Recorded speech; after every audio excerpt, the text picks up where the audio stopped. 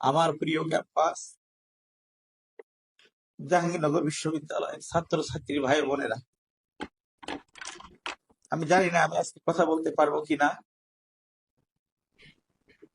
স্টেজের দেয়ালে যে ব্যানারটা দেখছেন, এখানে দুইটা লাইন একসাথে দেখে সহ্য করা আমাদের কয়েকজনের জন্য খুব কঠিন। আমার সামনে সারি এক সারি ভাইয়েরা বসে, আর আমরা স্টেজে আছি দুইজন। দুইটা লাইন একসাথে দেখা আমাদের জন্য খুব, এই মুহূর্তে যেমন আনন্দের, ঠিক তেমনি বিশ্বাস না হওয়ার মতো। লাইন দুটি হলো বাংলাদেশ ইসলামী ছাত্র শিবির জাহাঙ্গীরনগর বিশ্ববিদ্যালয়ের শাখা। ভর্তি হয়েছিলাম 2002 সালে 17 মে 31তম আবর্তন। বঙ্গবন্ধু হলের প্রথম ব্যাচ ছিলাম আমি। বড় ভাইরা বলতেন, যার নাম সাব্বির তাকে ডাকবা না, দূর থেকে সাব্বির বলে ডাকবা না। সাব্বির বলে ডাকলে শিবির শোনা যাবে।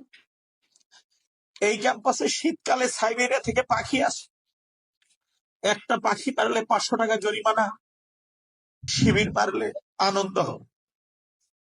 একটা পাখির যে দাম, জাহাঙ্গীরনগর বিশ্ববিদ্যালয়ের ছাত্র কিন্তু শিবির করলে তার জীবনের কোনো দাম থাকবে। 4 আগস্ট 2002 বঙ্গবন্ধু হলে উঠলাম। দক্ষিণ পাশের 4 তলা কমপ্লিট, উত্তর পাশের 3 তলার ছাদ ঢালাই।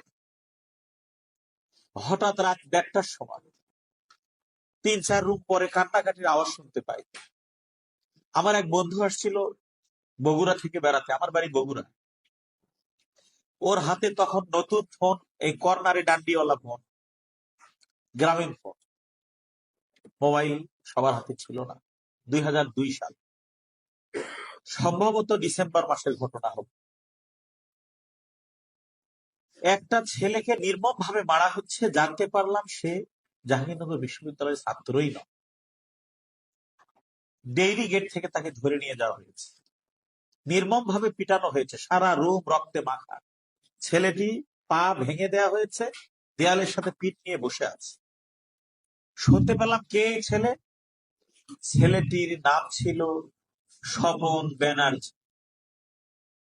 ফিফথ ব্যাচ, মানে 5th year, Rajshahi medical college.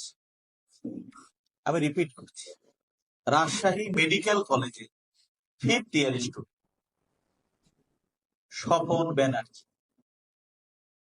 সে বারবার বলছিল আমি হিন্দু ভাই, আমি শিবির না।